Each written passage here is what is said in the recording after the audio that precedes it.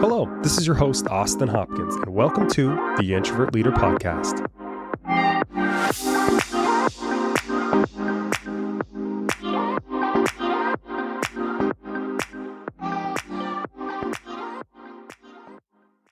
Welcome, my friends. Happy to have you guys here today. Wanted to do kind of a fun little special off-week episode. As you know, I do usually 2 episodes a month. This one is going to be on the off weeks, and who knows, if I enjoy it and it's resonating with folks, I might continue to do it. But I thought it'd be fun to kind of break down something I read recently, an article specifically from the Harvard Business Review, and kind of give you my take on it from my leadership lens, if you will. So the title of the article was How to Talk to an Employee Who Isn't Meeting Expectations. And I think this article was kind of interesting to me in the first place because I think feedback and accountability are like the bedrock of leadership.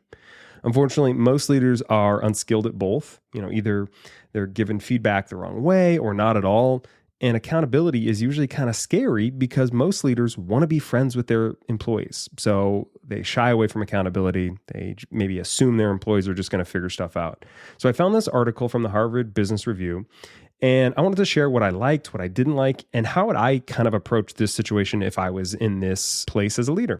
The article breaks down into about 7 different pieces. The first one is around setting the stage for collaboration. So they talk about defining success together, creating a shared commitment to improvement. Then it goes on to talk about the importance of reflecting on past performance, encouraging, a self-assessment from the employee, discussing past goals and outcomes. Then it moves on to talk about the value and understanding the employee's needs and what do they value, and aligning the feedback with kind of their long-term goals, and how you can highlight their current role and how that supports their career aspirations. It then moves on and talks a little bit about the actual feedback portion of it. So providing clear, constructive feedback, using specific examples, incorporating diverse perspectives to ensure fairness. Then it talks about emphasizing empathy and support, sharing, your personal experiences, allowing space for honest dialogue. It moves on to talk about the importance of reinforcing positive, so acknowledging the employee's strengths and efforts, fostering a supportive environment for growth. And then it kind of moves on to finish by talking about the importance of creating an actionable path forward. So, what is the future improvements going to look like, and in kind of encouraging, future positive outcomes. So I think overall the article was okay. It was good. I would say if I was a brand new leader, I had never, worked with anyone before, and I had no idea how to approach a situation like this, I would definitely learn some stuff. But having been a leader for over a decade, there's some things that I can tell you in the article that weren't so great. But what I want to do is first start with what I enjoyed.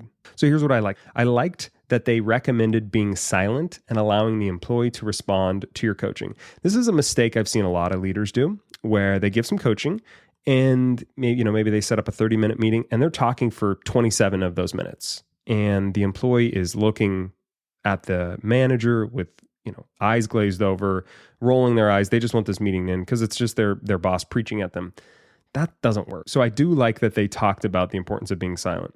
I also like that they recommended sharing a personal experience to relate to the employee. This is something that I've done before many times, where if you can be honest and say, hey man, I've been in a similar situation where I wasn't meeting expectations. It's not the end of the world. Here's what I did to get past it. I know you can do that as well. It's a really strong way to connect with an employee because it allows them to know that, hey, mistakes are okay, that it's okay that you're not perfect. No one's pretending to be perfect, and that you can get past this. I also like that they encourage the leader to reset expectations. And I think this is really important. A lot of times we'll give coaching, we'll give feedback to employees, but we won't reset expectations. We won't get really clear on what we want to see moving forward. We kind of leave it ambiguous or just hope they got the message, could read between the lines. That doesn't work. So that's what I really liked from the article. Here's what I didn't like. They made the process of giving feedback like a big to-do. They said it needed to be some big formal meeting and that it needed to have all this planning and research. Personally, I don't think that works. I think a more informal, ad hoc way of giving feedback to employees is far better. And I'll go into that more in a minute. I also didn't like that they encouraged the leader to ask colleagues to get involved and share their feedback about the performance of the person in question. I think this is totally bonkers crazy. I would never ask the other people on the team to get involved on coaching with an employee. it's none of their business, quite frankly. So I think that is a big, big no-no. You don't need to be asking for feedback. Why draw attention to something that an employee is going through that's tough to other people? It just doesn't make any sense. You want to give that employee the opportunity to fix that on their own without embarrassing them. So I didn't like that. And I also didn't like that they didn't focus on starting with positive reinforcement or gratitude in the beginning. I have found that if you give what I like to call the feedback sandwich, something positive, something in the middle that they need to work on, and then again, resetting and their, the value that they add at the end, you're missing out, because it is a scary thing to get feedback or be in a situation like that. And you need some reassurance that, hey, yes, you made a mistake, but this isn't the end of the world. You're not going to get fired from that. So I didn't like that. Okay, what I want to do now is tell you a little bit what I would do differently. So first and foremost, don't save up feedback. As soon as I saw a behavior or a pattern that wasn't appropriate, I would bring it to the employee's attention. Giving feedback in real time is always better than saving it up and doing it later. People forget, and the employee will forget, you'll forget, and you want the feedback to be top of mind and easily relatable to the current situation. So for example, it could be like, hey, you just noticed that your employee isn't meeting expectations around a certain behavior that you've asked them to do. Could be, logging notes after some of their client interactions. Okay, the next time they have a client meeting and you don't see those notes, that's when I would give that feedback. Pull them aside, send them a quick IM to have a quick chat.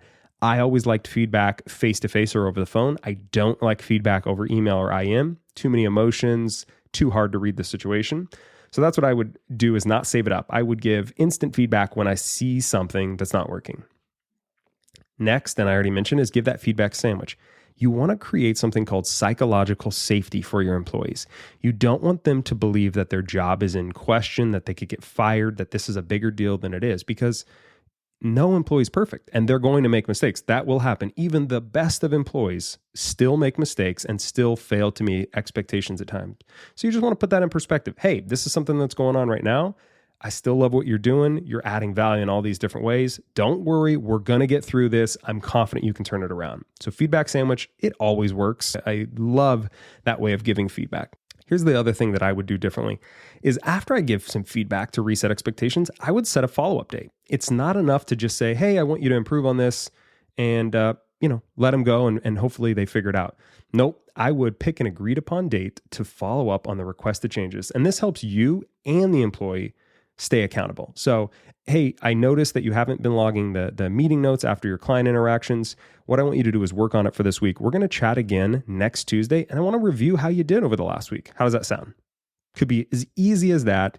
You set expectations for a follow-up, and it allows, again, accountability for both and a clear next steps. So I'll include a link to the article just to give you a chance to read it and let me know your thoughts. Of course, send me an email. Always down to hear your thoughts on that. And then I wanted to give you a quick sneak peek for a new special episode that's coming next week. So next week, I'm dropping an interview episode, and I only interview 4 people a year, as you might know. So I don't interview lots of people. I don't bring lots of folks onto the podcast. So I want to make sure that every single guest that comes on the podcast is special. Someone that's had an impact on me, someone who I've learned something from, someone who has a unique perspective. So I'm really excited to announce that I'm bringing on Matt Holmes. Matt Holmes and I used to be work peers, and now I'm proud to call him a friend and a business mentor in a lot of ways. And this episode is packed with some fun stories, practical advice from like a marketing leadership pro. And you'll hear a little bit about our background and how, we used to be competitors. I don't really ever consider myself competing with other folks in my career, but he was one of the only people that I truly thought I was competing with. And I'm excited for you guys to hear this episode. I think you're going to learn some stuff. I think it's going to be entertaining. So get ready, get excited. New episode coming next week. Interview with Matt Holmes. I will include a link to the article I discussed. And again, I want to say thank you so much for listening. Make it a great day.